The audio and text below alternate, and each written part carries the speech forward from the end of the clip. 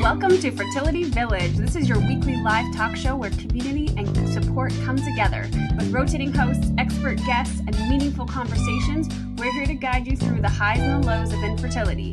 Whether you're searching for answers, seeking advice, or just looking for a special place to belong, Fertility Village is your space to connect, learn, and grow. Because it really does take a village, and we are here for you every step of the way. Thanks for joining.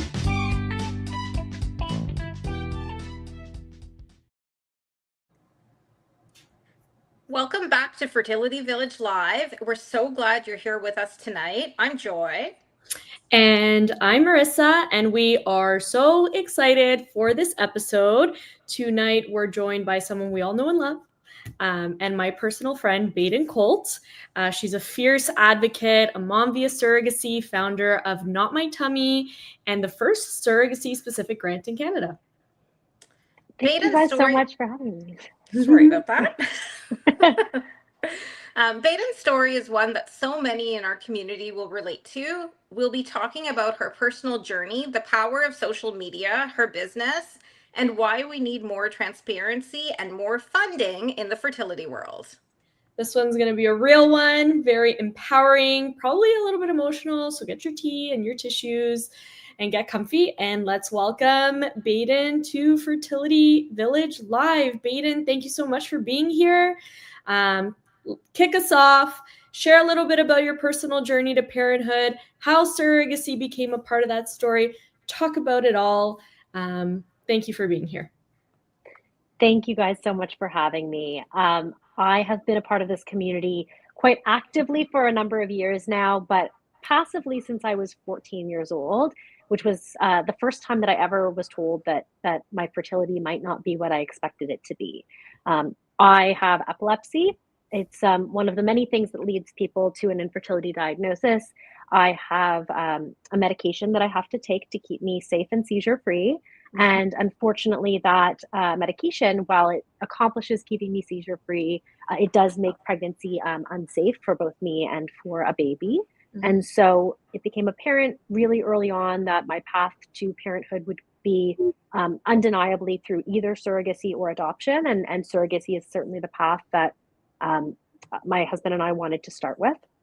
And we have had truly a wonderful adventure, but certainly not, there have been highs and lows in our experience.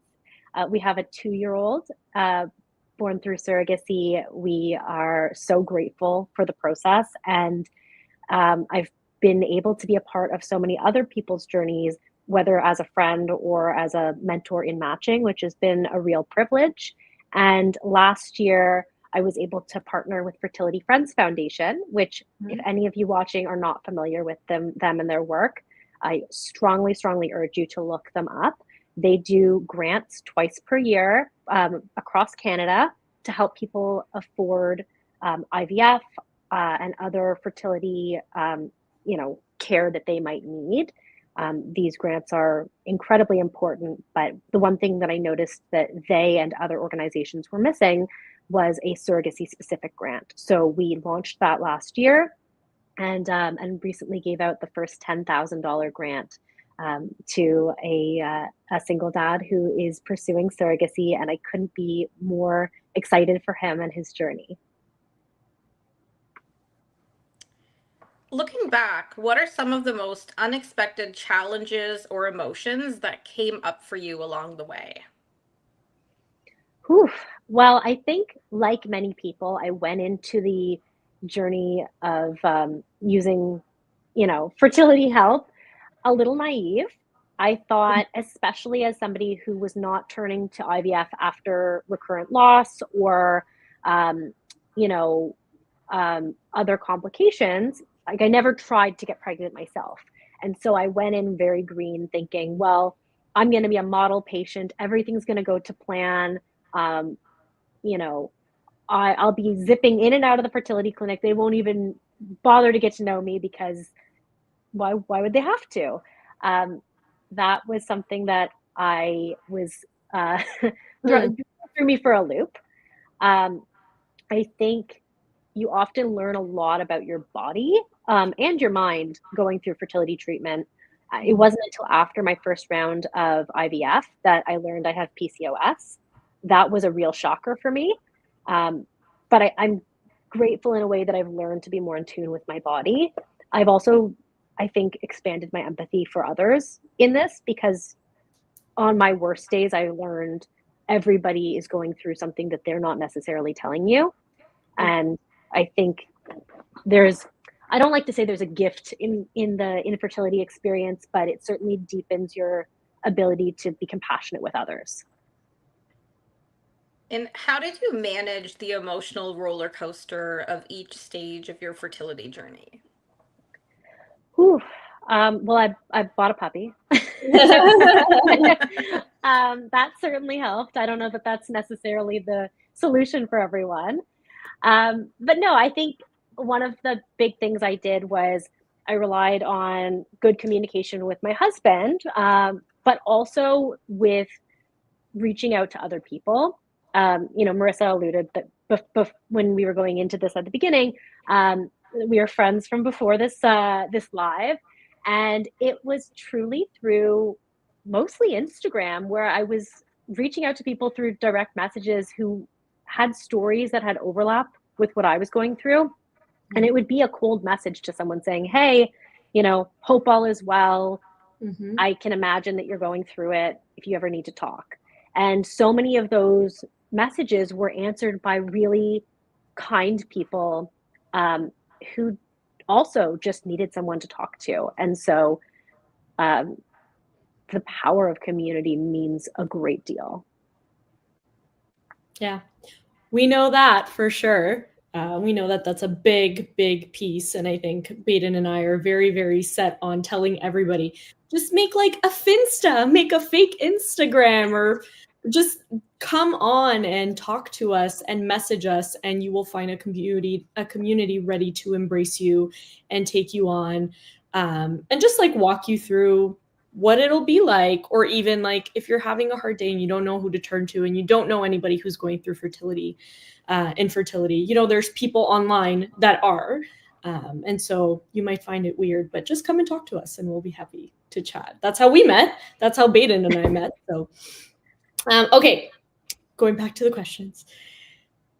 Obviously, this happens for probably most of us in the community. Were there any moments that you thought about, like, should I stop here? Should I give up?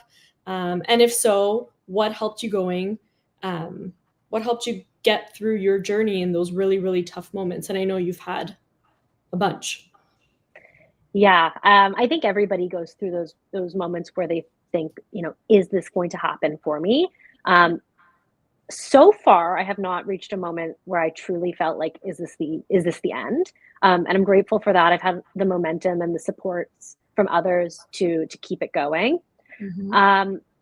But adapting to those low moments, again, it's reaching out to those friends and family members. And I'm almost radically public with what I'm going through, which certainly helps. I also have shifted and evolved in the way that I tell people what I'm going through.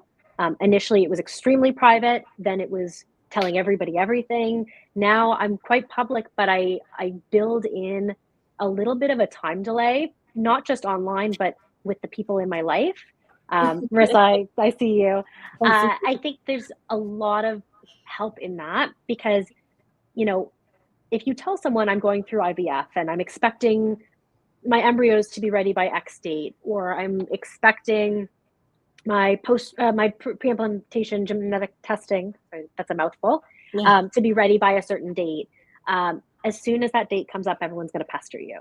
And sometimes you just need an extra couple days to say, I want to absorb my results. And if you can always call people early and say, hey, I got stuff early and I want to tell you about it.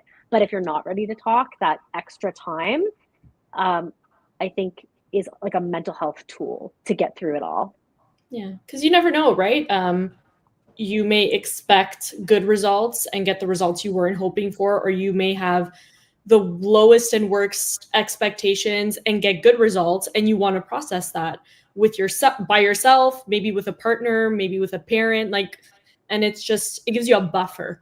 Exactly. It's really good to have that buffer. I 1000% agree with that. So emotionally and practically speaking, what kind of support made the biggest difference for you in terms of what people could provide for you? Or was it therapy, or was it community? Was it Dodie and Zane? Like, what support made the biggest difference in your journey, or has made the biggest difference so far? You know, I think specifically for me, because, you know, I was on a surrogacy journey, and that's quite niche even within the fertility space as a whole. I didn't just want to talk to people who've gone through being a patient at a fertility clinic. I wanted to talk to other moms who were intended moms, either moms by surrogacy or ones who were pursuing that. I think there were specific questions I had, like anything from how did it feel when you watched your surrogate be pregnant and you weren't pregnant, to you know, when the baby's born, what's the birth registration process like? You know, these are questions that are, you know, not things you can ask everyone about. And you can't even ask the fertility doctors these questions, because at the end of the day, they don't necessarily know what it's like to be in your shoes. They might hand you brochures and resources, but not that lived experience. When I started sharing publicly, which was in 2020 or 2021, maybe early 2021, at least in Canada, there was not a specific group just for intended moms. So I created it. It's now, I think, in and around 400 women from across the country, which is phenomenal. And I have so many friends who are moms by surrogacy or people going through surrogacy in the States who I cherish and I love talking to them, but the experience is slightly different.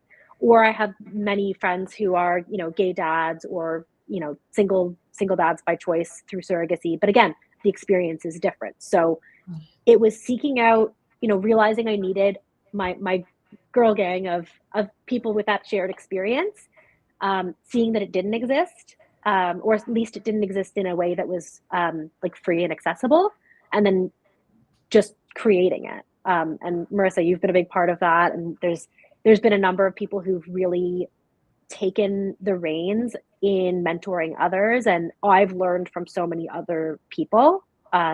That's been like probably the biggest game changer for me.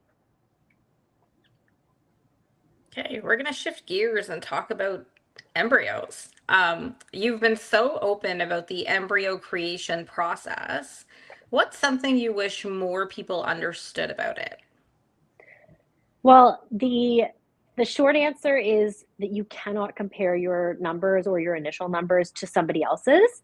The long answer is that you know, number of eggs or number of embryos does not equal number of babies.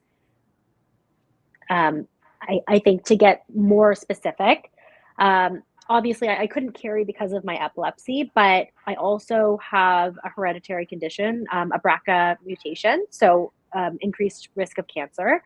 And it was something that, you know, wasn't the cause of me turning to IVF, but because I knew I had it, I had the opportunity to run a test to screen my embryos for it. And I'm grateful that that exists and that I had that opportunity. And I went in, you know, really, I knew that, you know, I was young during my first round of IVF, 28, so relatively young. I had great follicle count and everything, and no known egg quality issues, although we did find out I had PCOS later. So again, you learn things along the way. And I initially thought, you know, I'll have tons of eggs, tons of embryos. And my understanding before I got into the chair with my doctor was that when I ran this test, PGTM is what it's called, that 50% of my embryos statistically would be affected. And so if I was to have created, you know, 6 chromosomally normal embryos, 3 of them would be usable. And when I was talking it out with my wonderful fertility doctor at Create, Dr. Glass, she kindly explained to me, and I'm very grateful, that that's, you know, probability versus reality are not always aligned. In my first round of IVF, it was perfect numbers. I think we had six normal embryos, and of them, 3 were not affected by the gene. So exactly what I expected. And then we went into IVF round 2, and I thought for sure this would be my last round of IVF. And we ended up with 13 blastocysts. Of that, 10 were strong enough to test, and all of them came back abnormal. And I was 31. Nothing had really changed about my egg quality. I was on all of the prenatals, everything. And it wasn't that they were all chromosomally abnormal, but they, of the 10 that we sent out for testing, 7 were chromosomally normal, but all 7 were affected by that gene mutation. So, the days around my retrieval, when I was talking to other people, friends who'd been through this, and they heard my initial numbers, they were saying, you had so many eggs, so many fertilized, so many that you sent out for testing, you're golden. There's no way you'll ever have to do this again. And, when the results came back, it was truly the lowest point in my fertility journey to date. It was a gut punch. It was, you spend in and around $20,000, give or take, to do the cycle and the testing. And I was oddly enough met with a lack of sympathy from some people who said, well, you're able to make so many eggs, you really shouldn't be upset about this, which was hard because I had a hard time explaining to people that just because I made embryos didn't mean that they were embryos that I was able to use. We went into round 3 in June. I'm impatiently looking at my phone every day, waiting for the call to find out the results of my the PGT results. I imagine they'll be back very, very soon. But this is, on one hand, I know that the probability that I'll have similar results to my second cycle is very low, but I'm also not naive to the fact that it can happen. So I like to say that was my final round of IVF, but until I have those results in hand, I don't know. Cautious optimism. Cautious optimism, exactly. Always. No toxic positivity over here. No. Not in this realm.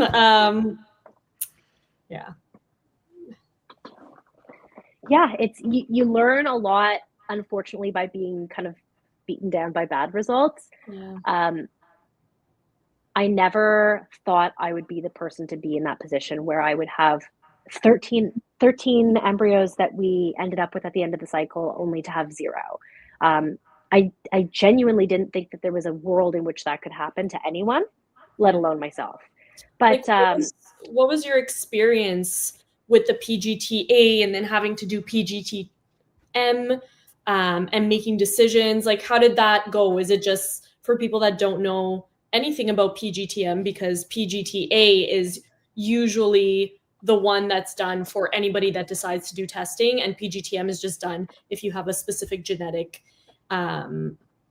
condition that's being passed down and they're testing for it. So can you give a little bit of a background on that for people watching? So PGTA is the one that you hear the most about. And when people generally talk and they just say PGT testing, that's generally what they mean.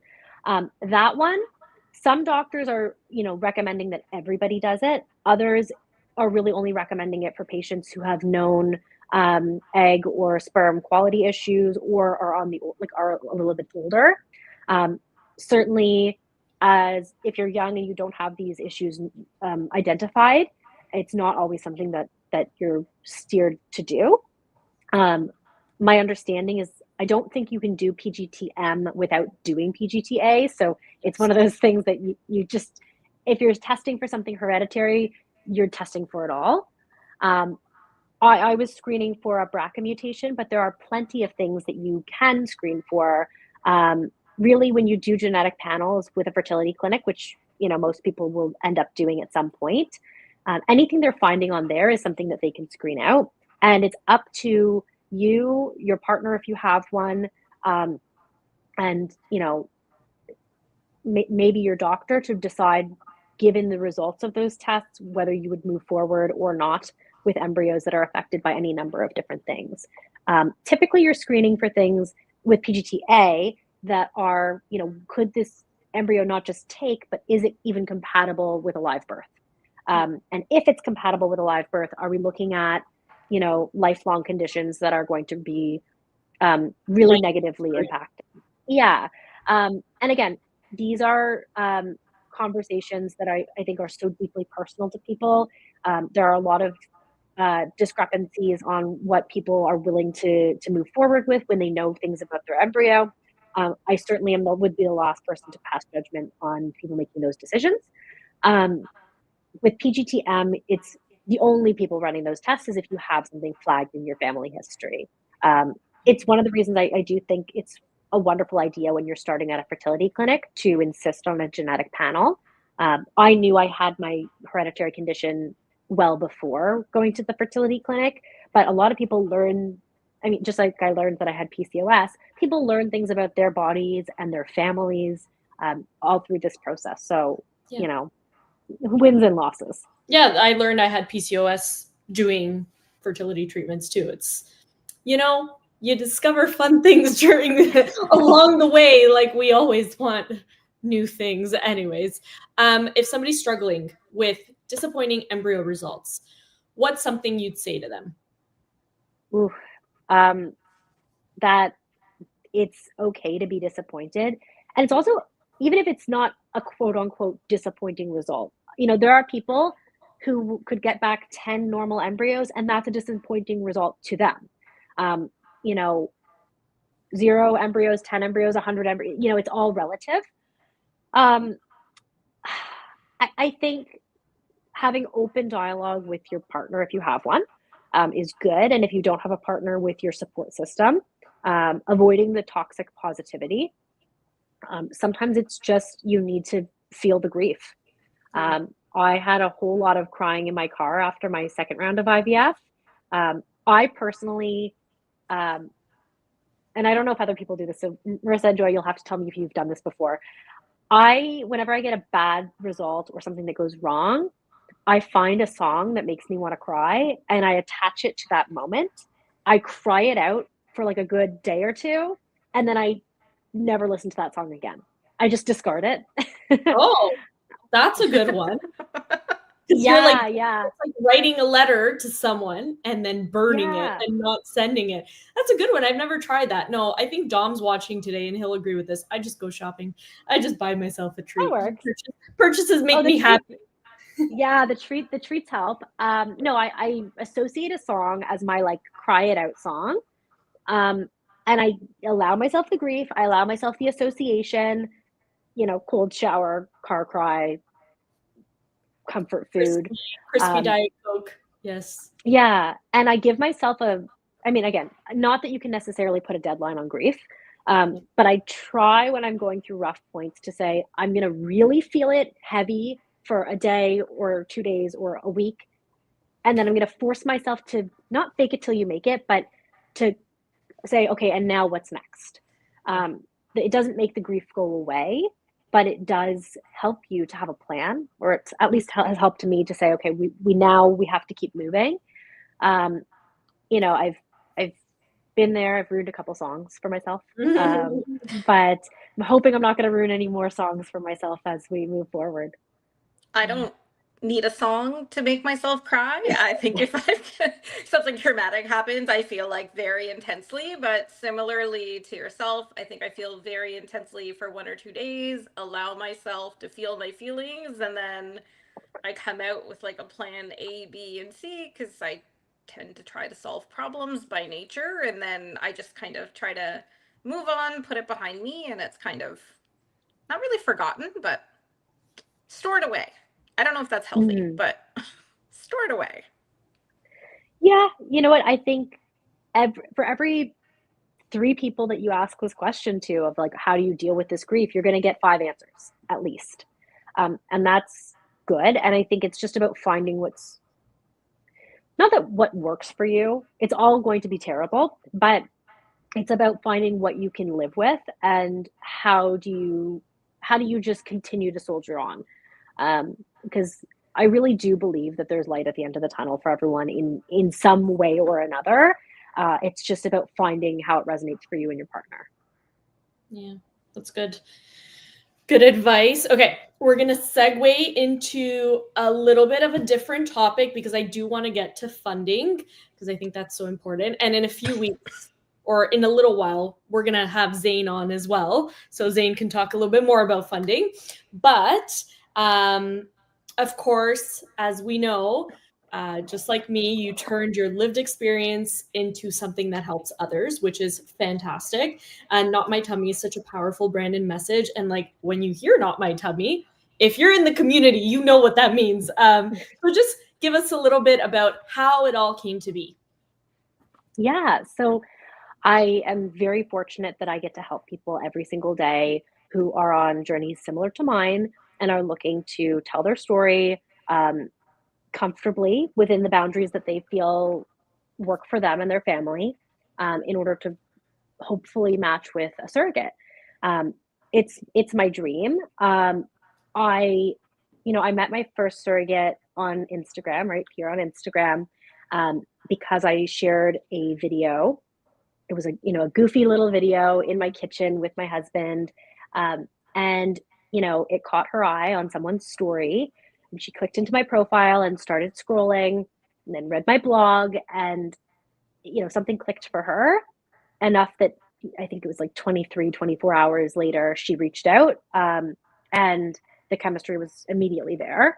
And I, as that first journey was going on, people started reaching out to me from a number of different countries and just asking, hey, you were able to find someone online. I would love some tips. If I was to create an account, what would that look like? Or if I was to create a TikTok or a Facebook page, how do I even do any of this? And so at the time I was working in medical communications, like pharma and things like that, at an agency. And I liked the work that I was doing. I've always worked in health and health marketing and communications. But there's a big difference between a pharma client and working with people who are living the same experience that you are living. And so I started helping people here and there. And it started to just work and resonate with people. I think by the time my daughter was born, 10 or 11 people that I had helped with advice and account setup ended up matching online, which was incredible. And I'm just so grateful to have been a part of those stories. Since then, I've actually, like every so often, I'll get a message either on Instagram or by text from people with just out of nowhere a picture of a baby in the hospital saying like, this is the baby that came from that Instagram post that you helped me with. And that's like, it doesn't get old for me to get those messages. So when my daughter was born, I took the leap to switch careers into helping people full time. It was really important to me to find something that would work for people, give them creative control, give them the reins in their own journey to feel like they were doing something every day that was actionably bringing them closer to matching. And, most importantly, accessibility. So surrogacy is not cheap. Fertility is not cheap. But to add something so that whether someone was on an independent journey, which just for those who are not familiar with the surrogacy space, independent just means not with an agency.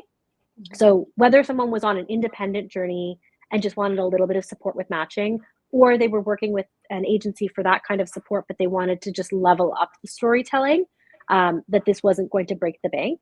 So I'm really proud of being able to work with a lot of people accessibly. I haven't shared this yet, but I think since July, so one of the services that I offer is a matching roadmap. So I just help people with that account setup and the first few weeks of content ideas. We've matched over 25 people from 5 continents, which is really, really cool to be a part of. And yeah, I'm just overjoyed to be able to do it. That's so awesome. That's so great. I love all of it. I love all of it. Yeah. Thank you. What do you hope intended parents and surrogates take away from the work you're doing? Has building this platform changed how you view your own journey? Ooh, well, I think when we as a community get louder than we have been in the past, we're able to actually affect really important change.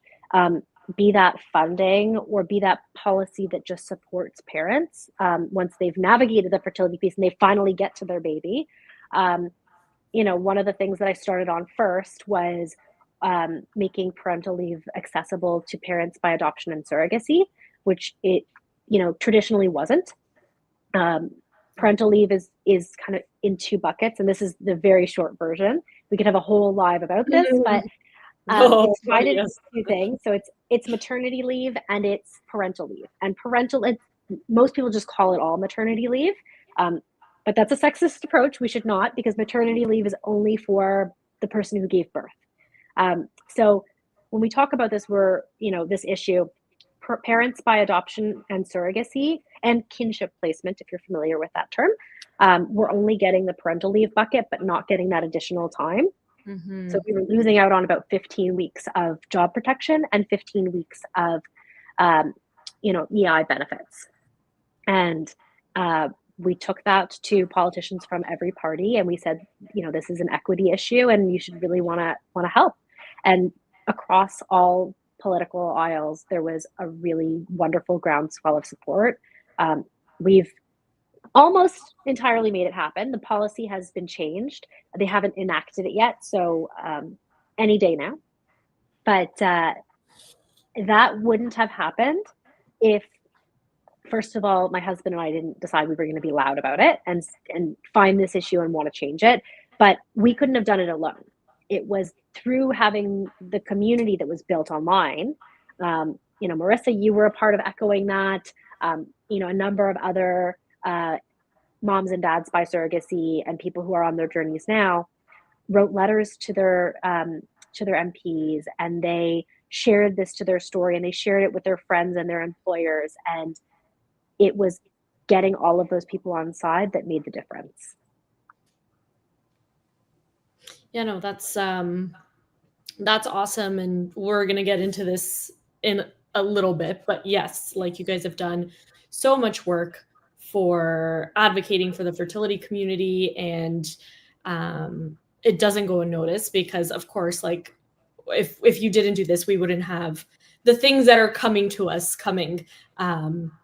We'll get into it, but it's all good stuff for the community. So that's great. Two more questions about social media and stuff that you do in social media. So you've built like such a good supportive community online, but you yourself have been public, like you said, in how you've felt comfortable in that moment. So what did it feel like to you to be vulnerable? Because a lot of times people say, well, it's really hard to put myself out there. Like, I don't know if I want to put my emotions out there. I don't know if I want to be vulnerable to this extent or be public. So how has it felt for you to be vulnerable all the time with all the things that you've been?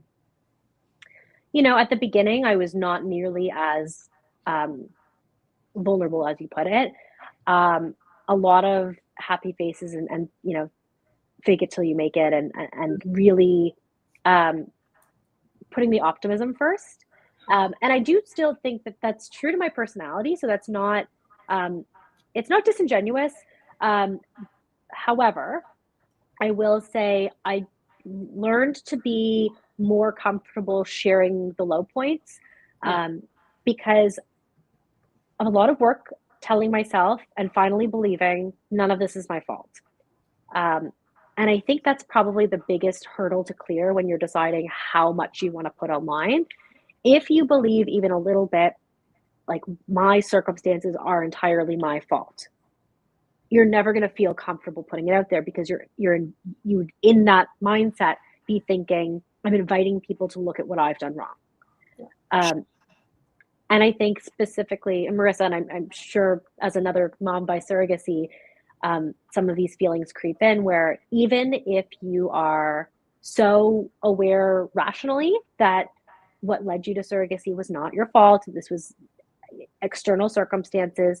There's still pieces of that experience of being the woman in a surrogacy situation, saying, like, you know, we're being raised in a community that says you're supposed to be able to do this.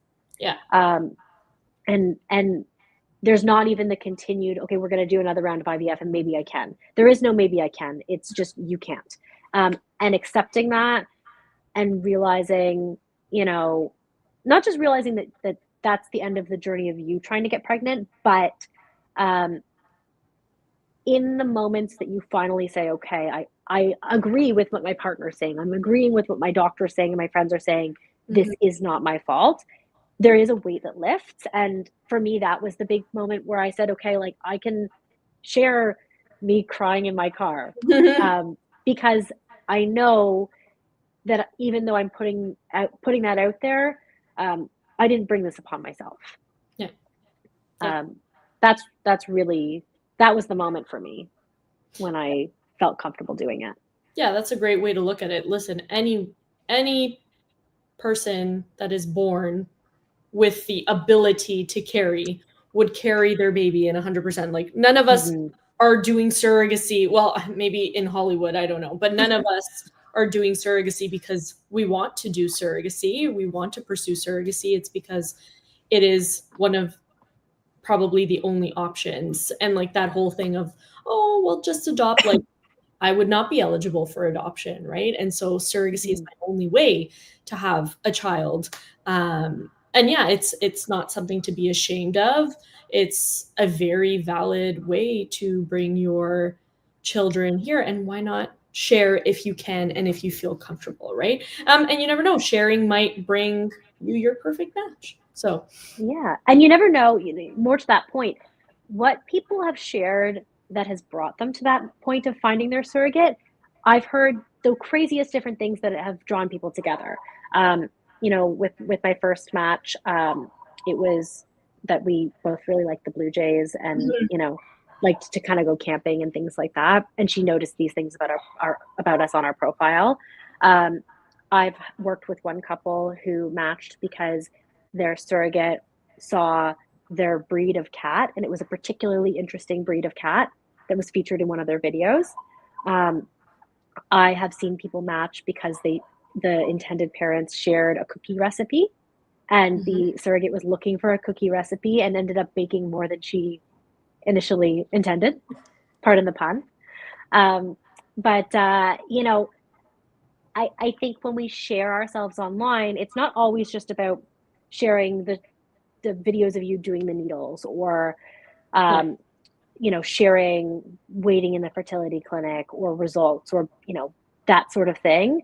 A fertility story is not just the infertility piece. It's who you are outside of it. And when you can weave that in and share that you are a full human with interests and hobbies and life and love, that's where people connect. Yeah. It's great. Very good tip. Very good tip for people watching. That's a good tip. We're going to shift gears. Let's talk about money. Fertility treatment is so expensive and often gate-kept. What's your take on what needs to change, and what changes have you and Zane already been a part of? Ooh, well, in a perfect world, this would all be covered, and we wouldn't have any bill for this. However, the reality is that the fertility space is not part of our publicly funded healthcare. It is privately funded, and even the funding that exists in like a separate bubble from OHIP. It's not OHIP. It's a common misconception. The program is called OFP, Ontario Fertility Program. It has different eligibility criteria than the rest of, if you have an OHIP card, you can go to the hospital no matter your age, your sex, etc. OFP is different. You have to meet those certain criteria in order to get funding. And that funding, I will say, the work that has been done by advocates, not just myself and my husband, but the people who came before us too, who got the funding brought in the first place, which I believe came in 2018. Like, bravo to them, because I think everybody is going to build on what's been done before them. And we would have never seen the increase of funding that we've seen recently, if not for the work of them. So let me give kudos where they are due. I think when we look at the funding, there's a couple of different pieces. There's, the equity piece of who has access to funding. And then we look at wait times and things like that. So when we're looking at equity, we know that even though funding is available across Ontario, for example, the reality is, for people who are coming from rural and remote communities, that access to funding looks very different, right? If your clinic calls and says, okay, we've called, like, your name is up, you're ready for funding, but you live in a fly-in community, how are you supposed to get to your clinic and be monitored for several weeks with your partner for screening and all of that? We know that penalizes certain groups. Indigenous communities, for sure, are not having the same access. That's for a funded cycle of IVF. So the solution there, I think, is obvious. We need to have more fertility care available further north in Ontario. And this, I'm giving you the kind of Ontario specifics because I do know Ontario best. But we're seeing more satellite clinics pop up away from Toronto, which is a really, really good thing. Some associated with Toronto-based clinics, some not. And I think over the next 5 years, we're going to see much more of that, which I think is a net positive for our fertility patients. Then when we look at other equity issues, not just where are you located geographically in order to access funding, but what kind of couple are you, or are you a couple at all? If you are a woman who's got a fertility diagnosis, your ability to access funding to create embryos is very different than if you are a same-sex couple. If you are a man and you don't have a womb available and you don't have eggs available, the funding is actually tracked by the person getting pregnant. So if you're either a same-sex male couple or a couple going through surrogacy, you need to have the person getting pregnant available to you and the person providing eggs. This was a big concern for Zane and I when we were talking about, and the Conceivable Dreams Board. It's really a big team effort. How do we solve for that problem? The opportunity came up to introduce a tax credit. It is flexible. It's not the perfect solution, but it's an excellent solution in the meantime.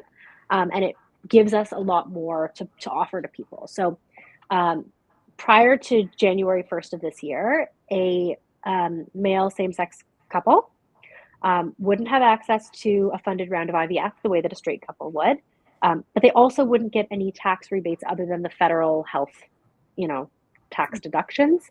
Now there's the $5,000 rebate in Ontario, and that $5,000, so it's $5,000 on $20,000 spent. So it is quite substantial, and it renews every year. So pro tip, I guess, if you're trying to do a bunch of fertility treatment, do it in December and January, so you can get both tax years. But I think introducing things that start to bridge the gaps. I know that there's work being done and conversations being had around offering some kind of support to people from rural communities that are making the drive into Toronto, because if there's hotel stays and things like that, those expenses add up. And that's, a hotel stay and the meals on the road and things like that, those aren't things that look like a traditional expense, like, Fertility fertility medication or things like that. But but they can easily, you could get into the thousands of dollars just on travel expenses, and that's not fair. It's not. We shouldn't be in a situation where Ontario fertility policy benefits only straight couples and only straight couples in Toronto. It should be for all Ontarians. And I really do believe, that the government has been listening to these suggestions from Conceivable Dreams and other advocates, and the changes that they made recently that were announced in the fall and are kind of rolling out now, massive impact will be felt. And I think even though we always need to be pushing for more and better, I'm really pleased with the way that it turned out. Yeah, well, kudos to all of you wonderful advocates and everybody who's hopping on to try and make things possible. I have one last question. It's going to be a fun question, and make it as creative as you want your answer. If you had 5 minutes in front of a policymaker, which we know like you and Zane have done before, but if you had 5 more minutes in front of a policymaker, what would you say or ask for in regards to fertility funding and access? And like, they have to give it to you. They have to give it to you. And like, of course, there's an easy answer, but we know that easy answer is not possible. So what would you ask for that in your mind could be accomplishable? Okay, the surrogacy specific one is obvious to me, which is couples going through surrogacy can't actually access their own funded cycle until they have their surrogate lined up, which stops a lot of families from accessing the funding at all. You know, we pay into our taxes every year, just like everybody else. I'm not asking for a better deal than anyone, just the same deal. So I think if I could, you know, wave a magic wand and ask them to give everybody access the same way, even if they're not the ones that are going to be carrying, I think that would be like my big ask. And I know that the surrogacy community is a smaller pocket of you know, the fertility world at large, but if we don't ask for it, no one's going to ask for it. And then if we're looking at larger issues, I think it's creating, and I don't know exactly what the policy would look like. I'm not a policymaker for that reason. I think I would love to see more equitable funding for gay couples as well, because they're also dealing with having to find egg or sperm donors. Only the same-sex female couples are accessing the funded IVF for the transfers. Same-sex male couples are not. Again, I think it's challenging because when they write these policies, they have to write them in a way that kind of reads accessibly for everyone, but also medically makes sense, so that the doctors have, I don't know if this makes sense, but the clinics have specific codes when they bill back to government. This is what I'm learning through this process. And I don't know what it looks like, but I just want all Canadians to have the ability to have the same offering as their neighbors. You know, it shouldn't be about my sexual orientation or geographically where I'm located, or whether I'm, you know, a single parent or in a couple. If the funding is supposed to be there for everyone, everyone should have the opportunity to access it. Awesome. Or free fertility and surrogacy for all. There you go. That would be even better, but obviously that's not possible. Okay, so for people watching, listening, people that want to do something, not necessarily have to be from the fertility community or the surrogacy community, what small actions can people take to advocate for more inclusive fertility funding? What can the average person do? Where can they reach out? Help. So there's a couple of great organizations that I always recommend. Fertility Matters is doing great work in terms of just raising the profile on things, and they're quite organized in, you know, structuring things cross country. Conceivable Dreams as well, though they're Ontario specific. But if you're not a part of the fertility world and you're not experiencing infertility, I think it's on you to at least base level educate yourself, and then to amplify the stories of others. So whether that is sharing a poster when Fertility Matters says that they're doing their 6K, which is coming up for anyone listening. If you want to go for a walk and raise some funds, that's always great. And then if you have been blessed and have not had to pay money to have your kids, and you are hearing this and thinking, I want to pay it forward just a little bit, Organizations like Fertility Friends Foundation are always looking for support. Your donation can be as small as $5. It makes a huge impact. There are plenty of different grants. Obviously, I'm always going to plug my own, the surrogacy-specific grant, the Not My Tummy grant. But that funding goes directly back to help the patients. There's not, not a dollar that doesn't go towards supporting this cause. But if there's other causes that matter to you under the Fertility Friends Foundation umbrella, there are grants for Indigenous community. There are grants for the gay community. They do a lot to try to help niche experiences and are entirely supported by generous donations. And you do get a tax receipt. So something to consider. I think it's a minimum $20 donation and then you get a tax receipt. But it's a great cause, really, really great cause. So if you're listening and you want to make a donation, I strongly suggest it. And if you're not in a position to donate because the economy is what it is right now, send it to the wealthiest person you know. Yeah, that should be everybody's goal. I can't do it, but you can. And I'm infertile, so do it for me. Just guilt trip people, and eventually somebody will donate. Yeah, there's so many great foundations. There are Fertility Friends. There is Fertility Matters. There's Oasis. We certainly don't offer grants, but we offer all free support for people. But there's so much. So yes. The resources available. Yeah, it's worth noting. I want to pause on that to say, not all support that often requires funds is grants. Grants are wonderful for the people who get them. But sometimes, if I want my peer support group and maybe I don't have the money to pay for something like that, the organizations that are tirelessly working with volunteers to put those on, to facilitate, it does cost money to those organizations to run these things. So, if you have the ability to support it, absolutely. Yeah, every dollar counts, right? It could be as simple as $1. So, yeah, perfect. Thank you so much, Baden. Thank you for having me on.